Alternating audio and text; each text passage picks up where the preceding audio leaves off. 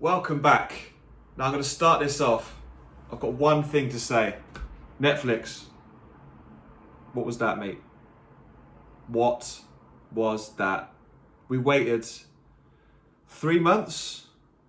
December, January? Yeah, 3 months for what was billed as, or what we all assumed was going to be, the Oscar-winning greatest TV show ever created. And they come up with that. I mean, my literal. I was taking notes as I was watching it. I watched the whole thing after the day 2 of testing, all 10 episodes. I mean, one thing I will say about before I get into it, they are 35 minutes each, so that's manageable. If there were 10 episodes of 1 hour, that's a lot of viewing. But they did condense it quite well. So there's 10 episodes, 35 minutes each, so it's quite quick to rattle through. The notes I wrote, my first thing I wrote was bottled it. And that's literally what they did. I can't believe, I was sitting there, you know when you're watching a show and you know you've got the gist of whether you like it or not, or a film or something, you've got a gist of whether you like it or not. This one, from the get-go, I was thinking, is it just me, or am I just like, I just don't feel like it's good. Like, don't get me wrong, some of the early episodes, some of the Daniel Ricciardo stuff, the McLaren stuff, that was kind of cool, and it did have some good bits in the middle, but the whole way along, I was like, there's something I'm missing. I think personally, this is what I think. I think it's because I personally, when you watch all the races at 3 times each, I think I've seen all the races 3 times each, and the qualifying stuff, so you know all the commentary, you know what actually happened. So when they edit an overtake or a scene from one random race into another, or they edit some commentary that just wasn't there. Like one of the worst things of this whole thing was in episode 10, the last episode, when they're covering the Abu Dhabi race. They obviously turn 4 when Verstappen sent it into turn 4 and Hamilton cut across the chicane and went down to turn 6. The commentary there, first of all, they showed, without spoiling too much, they showed the Lando Norris and Carlos Sainz battle for like 6th while that all stuff was going on, and then they edited the legendary Crofty, and he takes the lead of the race bit from the end of the race into that scene. Like, first of all, that didn't happen, so like he didn't take the lead, he kind of set it in there and then pushed him off, and then Hamilton, I guess, kinda stays in the lead. But the fact they edited probably the most dramatic piece of commentary Crofty's ever done. Blimey. The most dramatic piece of commentary Crofty's ever done into something that just wasn't there. Like, mentally, I just couldn't, like, obviously, I'd reached my end of it by that point anyway, but when they were showing that, it was like, yeah. But, yeah, they bottled it, no doubt about it. I'd be curious to know, like, for new Formula 1 fans, or just the people who just got into Formula 1 because of Drive to Survive, I'd be interested in what they think, genuinely, without any kind of biased opinion or anyone else's opinion, or looking at Twitter too much. Like, for me personally, as a fan who's watched all the race, like at that kind of level of fan, it was just a miss. And I loved, like, season 3 was the best by far. Season 3 was unbelievable, and I wonder if the concept of Drive to Survive over the last the 3 seasons they've done it, there's been no championship battle to talk about. So you could just go off and do some behind the scenes stuff. Talk about Christian Horner, he's a character. Talk about Gunther Steiner, he's a character. All these different drivers who are kind of fun, like Ricciardo. You can kind of delve into those characters because there's nothing going on track. Well, Hamilton's winning all the races, so there's nothing that everyone else wants to see. But now there's actually a battle on track. I feel like they kind of were stuck between, do we carry on what we're doing before, or do we show the battle on track and do we try and dramatize? Believe me, the real races were way more exciting than the Drive to Survive made it look. And I thought that was impossible. I thought they were going to make Monza, Russia, Turkey, Brazil. I thought they were going to make these races look unbelievable. They killed off. Even Abu Dhabi wasn't done particularly well. Like, Abu Dhabi was dramatic. Like, Saudi Arabia, they killed it. Go and watch it. Obviously, if you're listening to me, you've obviously got the negative thing. Try and be neutral. But I would advise watch it. If you're a Formula 1 fan, you got to watch it anyway. Like, it's just one of those things. You got to just firm it and do it. But it's not one of those where you're like, it just wasn't what I thought it was going to be, and the general consensus is it's just an absolute miss. I mean, the stuff that they missed out, so many people, like I didn't see Kimi Räikkönen. It's Kimi Räikkönen's last year. Didn't see him once in the whole thing. Alonso, they had a little bit of him, but they were basically focused on Ocon for the whole time. Alonso got third in Qatar. They didn't even talk about it. They didn't show the podium. They screwed up so much, and I was just like, what was the point in all that? Brazil, they didn't even cover the Brazil race. They showed in some highlights the Verstappen and Hamilton and stuff, but they didn't bother talking about Hamilton. They just skipped Brazil completely, and they go right straight to Qatar. It's like, Qatar, nothing happened in Qatar. They tried to make that race look interesting, but Hamilton won that one easily, and Verstappen came through and won it came through second at the end. But yeah, it was a mess. It was a mess, mate. Absolute mess. I'm still kind of just stunned by it, to be honest. But I don't know. We move. But yeah, so I kind of skipped the intro. Welcome back, if you're coming back to us. So as I've just covered Drive to Survive. That's kind of got that out of the way. Go watch it, but have a different perspective on it. I'm going to cover testing, and I'm going to cover my little prediction for the year, or what I think and what I would like to happen. I've added a new segment here. What I want to see, personally, and what I think is a couple of predictions I think is going to happen. So, preseason testing is over now, finally. I mean, I feel like after having so long without Formula One, I feel like I'm not Formula One out, but sitting there watching the cars go around at like half speed and struggling with this porpoising. And I'll tell you one thing about porpoising, about the way the cars are struggling with it. Watching the kind of the text coverage of the Barcelona test, they were talking about it, and you didn't really see as much of an issue.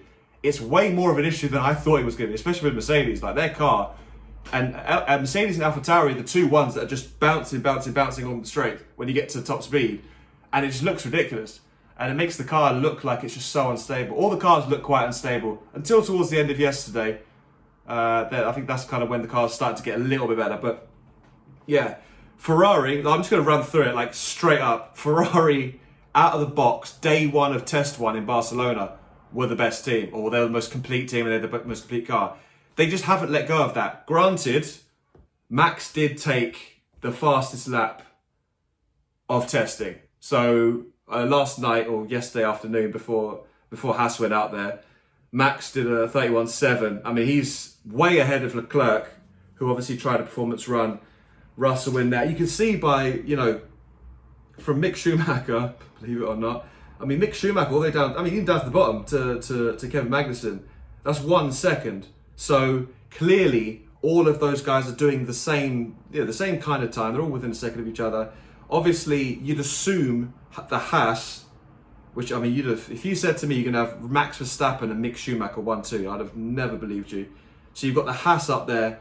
The Haas, I reckon that in that list there, the Haas, the Alpine, and obviously Bottas in the Alfa Romeo are obvious. I'd imagine they've got less fuel in the car, because obviously that's the only way you can kind of hide your time. You can turn the engine down, but you can obviously put more fuel in the car, which just will make your car slow. Even if you max the car performance out, if you've just got extra 40 kilos of fuel, you're going to go like 2 seconds slower. So, the fuel is the differentiation. They're not all representative lap times. Just for a quick kind of segue, if you're new to Formula One, like that's not as fast as all these cars are. Like there's a difference of engine mode, and most importantly, there's a difference of fuel, because they all just run different levels of fuel.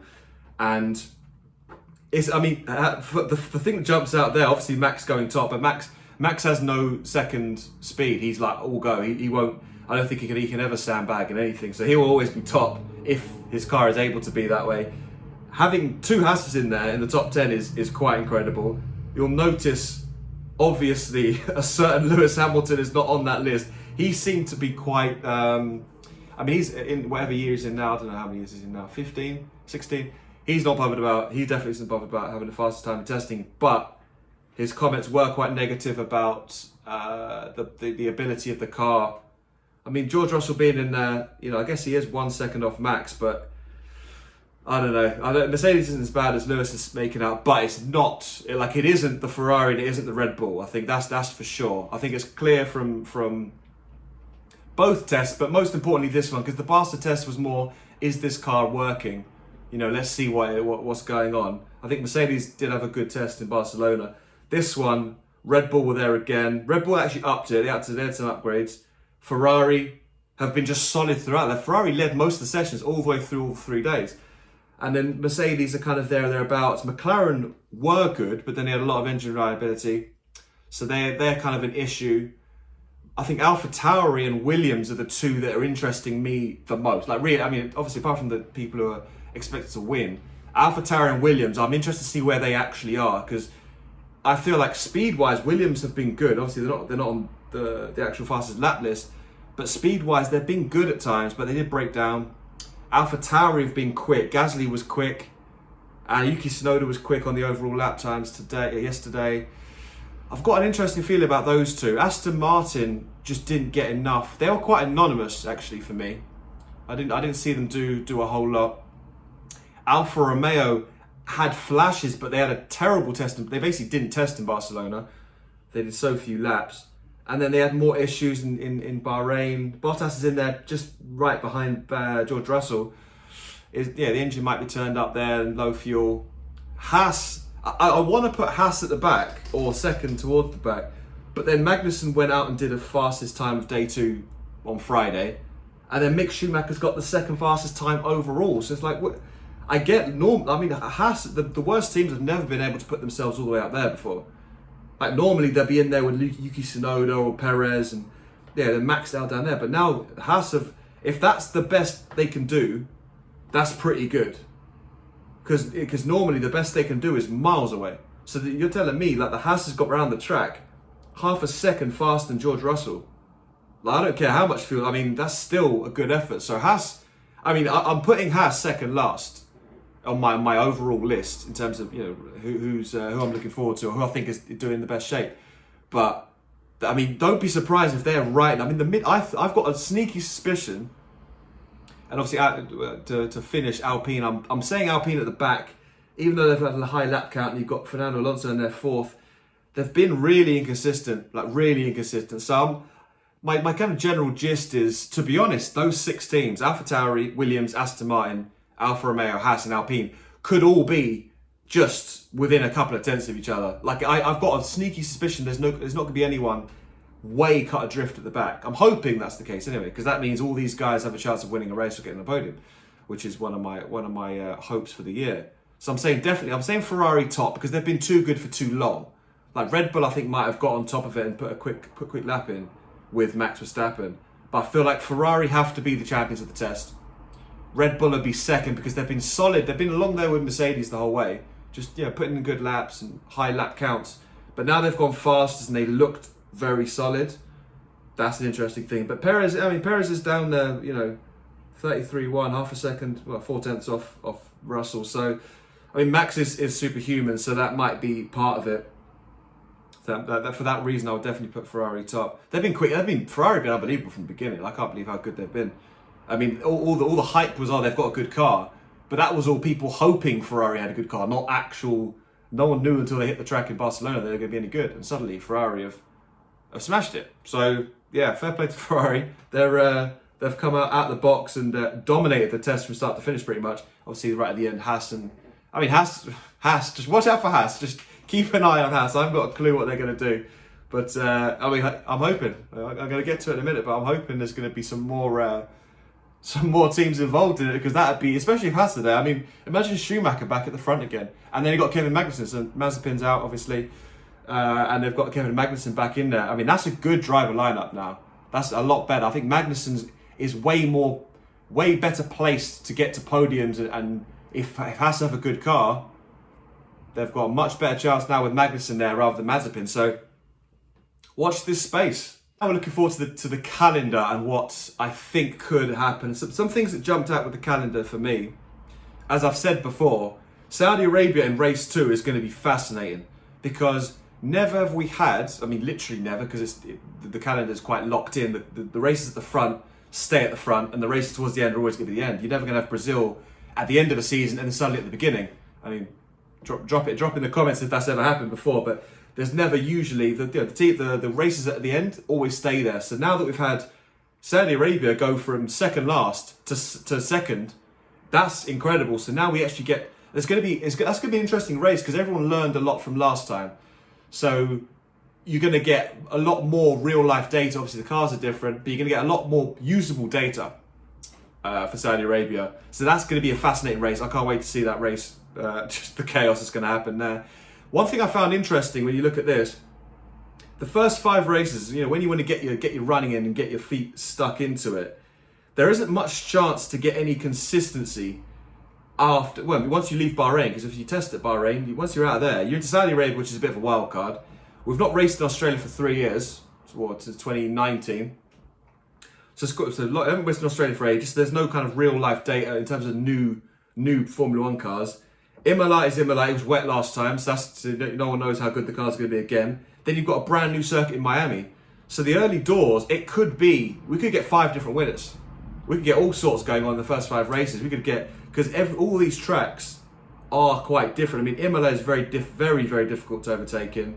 Miami, I have no idea what it's even going to look like. Australia is good, and they've made changes to Australia. I'll talk about that when we get close to that race. And obviously Saudi Arabia is Saudi Arabia. So the start is going to be, I'm thinking the way the calendar's set up, I think that first 5 races you could get multiple different winners. I'm also hoping that's going to be the case. And I really think that's going to be a very interesting. Before we get into the usual Spain, Monaco, Baku, Canada, blah blah blah, like they're all tracks we all know. Obviously, Canada's been off for a while as well, so that little run afterwards is more consistent, and it finishes quite consistently. The old school USA, Mexico, Brazil, Abu Dhabi. That's how it used to be before last year. So a bit more consistency towards the end, and then obviously you've got a couple of triple headers, which is almost triple headers back to back. You've got after the summer break. We're going Belgium, Holland, Italy, back to back to back. Then there's a week off, and then Russia's not going to happen, obviously. So I think they're going to put, there's talk of some East Asian ones, maybe Sepang or something like that. So it makes sense to put a Sepang race in there, because there's no point flying back to Turkey and then back over to Singapore again. So it wouldn't make sense. So we're doing a triple header, and then whatever that Russia replacement is going to start another triple header. So it's going to be 6 races in 7 weeks. That in terms of logistically, driver fitness, team size and competency, that little period there is going to test all the drivers and all the teams. Whoever's the most set up to deal with that kind of like distraction, to be honest, that's where it's going to be won and lost. That little 6 out of 7 races, you can move your team about, keep your drivers fit and healthy in those 6 races. You're going to be the best chance to deal with those the last 4, but certainly the flyways, Singapore and Japan are brand new.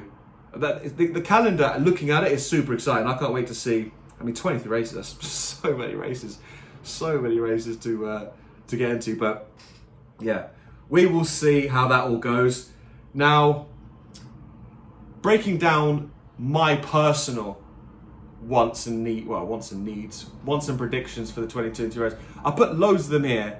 I'm probably not gonna go through all of them, but I think some of these would be great to see in Formula 1 2022. So let's get into it. Personally, a brand new winner in race 1, and I put in brackets not Hamilton or Red Bull. Now, obviously, I'd like Hamilton to win the first race, but it'd be great for Formula 1. And one of my other points as well, faith restored in F1 globally, which kind of ties into it. If someone like Carlos Sainz or Lando Norris wins race 1, then we're set for the season. And then it's going to be, globally, it's going to be a lot of engagement. Everyone's going to be excited. Everyone's going to be happy. If Hamilton or Verstappen, even Verstappen, who's the golden child, if any of those two win especially Hamilton, if any of those two win the first race, people are going to be like, oh, man, we changed all these cars and we've got the same guys winning. At least give someone a brand new one in race 1. I don't care who, whether it's Hamilton or Verstappen wins it by the end. If someone like Carlos Sainz, George Russell, Tsunoda, Perez, if someone new wins the first race, great. I think that will please everybody. Keeping in the topic of who I want to win, I want Leclerc winning Monaco this time. He got done dirty last time when he did himself dirty, let's be honest, crashing into the barriers. I'd love Leclerc to win Monaco. I think that'd be great for the sport. I'd also love Vettel to win a race. My boy said Vettel. That'd be great. I'd like a good, tying into the Leclerc thing, I'd like a good Monaco Grand Prix, please. Because they're always trash, all of them. And it'd be nice to have a fun actual Monaco Grand Prix, because they're all just the worst races ever. So, yeah. Mick Schumacher in the points. Let's get your boy in the points. Let's get him up and running. That'd be nice. Bottas I want on the podium. Russell, multiple wins, because we need him, like, as Brits. We want him to actually start winning races and get there. We also need Lando Norris to win a race. I haven't put that in there, but Lando Norris needs to win a race. Leclerc's only won 2 races. Perez has won 2 races. Russell's won none. And Norris has won none. And Sainz has won none. So 5 of the best young drivers in F1, apart from Perez, 5 of the best drivers in the best teams don't really know how to win races. So there's only 2 guys who know how to win races consistently. So this is going to be interesting. If you give someone a little sniff of a race to win, how they're going to change. Now, I think outside of that, I mean, in keeping with, I guess, what I've said, multiple podium winners and multiple podiums and multiple winners. So if you get a lot of different people on the podium, a lot of different people getting on pole position, so you get cheeky Alonso pole position someday, Russell, and the more variety, the better. I think that's what Formula One needs. I think my most important here is the faith restored in F1 globally, because if we get a real show handled the right way, it will undo all the damage that last year caused, and just the general. I think people weren't ready for it. Everyone wanted a battle until it actually happened. Then they weren't prepared for it. Like, nobody knew how to deal with, the media side of it, how to build these people up properly, how to cover them properly, and how to police them in the most crucial race of all. So, like, if we can get to a point where everyone is more comfortable with it, then the drama can naturally unfold. We don't have to fabricate it and just create our own rules, Michael. So, outside of that, personally, I personally want Hamilton to win the World Championship. I think that would be great if he can get that 8th one, and then we can, then the whole of the Formula landscape can change, because then once he's got the record, personally, everything else is a bonus after that. And outside of that, obviously, like I keep mentioning about the variety of it, a 4-team battle at least halfway. So if we've got Red Bull, Mercedes, Ferrari, McLaren going to at least the summer break, with all fairly close in points, and they've all got a chance of winning the championship. One or two of them will fall away by Singapore, Japan, and it'd be great if at least 2 of them, 3 of them, are in with a chance of winning it by Brazil and Abu Dhabi. My 3 predictions, so to kind of pivot towards my actual predictions, there's too many things I could go with, and and I'm not actually going to predict a winner, because I could literally go through 6 different drivers and give you a compelling reason why they could and should win the Drivers' Championship. And it's just like, there's no point. I could go with Russell, and it's like, well, I've got the same arguments for Leclerc, Sainz, Hamilton, Verstappen. So it's just kind of like, there's no point in me going with one, because they're all the same in my opinion. And I've got no idea how good these cars are until qualifying. I could probably give you a prediction after qualifying, and then I'll know who's doing what. So my 3 predictions are: the Ferrari teammates are going to have a big clash. That thing can be edited to, it's going to turn toxic. And that's what I think is going to happen. I think it's going to happen because I think they're going to be competitive. And these 2 guys aren't going to be pally. They're very nice guys. They're pally on the Netflix thing. Their relationship was quite good on Netflix. I did quite enjoy that. But that's going to turn sour if they're competitive. Even if they're not, actually, because I think the pressure on them is enormous now, because they're pretty much expected to win. Mercedes, people are assuming / hoping that they're sandbagging, so they're kind of all saying, "Oh no, Mercedes haven't showed their hand or not." Mercedes have been crap the whole test. They've not really been that good, but people are kind of assuming that they're going to surprise them in a negative way soon. So Ferrari teammates are going to have a big clash. Number 2, the championship will not go to Abu Dhabi. That's more of a hope than an extra prediction, to be honest. Like, please don't get to Abu Dhabi and have 2 people and someone's going to have to be disappointed. I think whoever's going to win the championship is going to get done a little bit earlier, because I think the way development in the cars are going to go, someone's going to really get on top of it by mid-season, and it could. I believe it's going to get done before Abu Dhabi. Yeah, that's my prediction. I'm going to say it's not good. It's going to get done before Abu Dhabi. My 3rd one: Lewis Hamilton will retire at the end of the season. Now that's a prediction based on out of the 3 of those, that's probably my most considered prediction, because I think I don't think he almost retired. I think he had a little step back to think throughout the winter, and I think if he wins or he loses, if he wins this year, there's a high chance he'll retire, because he's kind of like, what else do I need to do? I've won 8 now, that's it. He'll have about 110 wins at that point. All those records are going to be really hard to get, so he might leave after that. If he doesn't win the championship, then I think it won't be close. So it's kind of a twofold prediction. If he doesn't win the championship, I think it's going to be because Mercedes aren't competitive. Like, they might get to mid-season and Red Bull and Ferrari are too far ahead, and it's go back to 2012 Hamilton, 2011 Hamilton, where it's just like he's demotivated, he can't be bothered anymore. So that's a cheeky one. I think that could definitely happen. I don't want it to happen personally, but I think that could happen. His retirement every year now, he's 3 years max, like maximum. He's not going to go till he's 40. I don't think he needs to or wants to or likes the sport enough to go to 40, to be honest with you. But yeah, that's my prediction. But I can't believe it. It's been a year. When this video comes out, it'll be bang on a year. I mean, today, as I'm filming it today, it's been a year since the idea came to my head that I was going to do a sports YouTube channel. Obviously, this is now a Formula 1 YouTube channel. Started off as a sports YouTube channel, literally this time of year, 1 year ago, with one of my mates. And here we are 1 year later, 63 videos in a year. So it's pretty good going. We're going to try and get a lot more out and start getting the way more content up. Obviously now I've got Formula 1, you can get specific on what I want to give out. But yeah, really appreciate it. If you've been there from day one of the OGs, give yourself a pat on the back. Give the video a like. If you've got this far, you might as well like it, because if you've got through this far, you literally might as well go tap that like button on the button. Subscribe if you're not already. If you've got this far and you're not subscribed, what are you doing? Give yourself a slap and then go and like my thing and give your face a rub. Share it with your mates. Whoever likes Formula 1, obviously the content is going to get better and better. So if the earlier more people can support, the better. And you can start pushing on. But yeah, follow me on Twitter. Twitter links should be in bios and somewhere. And yeah, I'll see you soon. There's a load more videos going to come up. I'm probably going to do a quick preview about Bahrain, which is literally a week away. So appreciate it. Peace.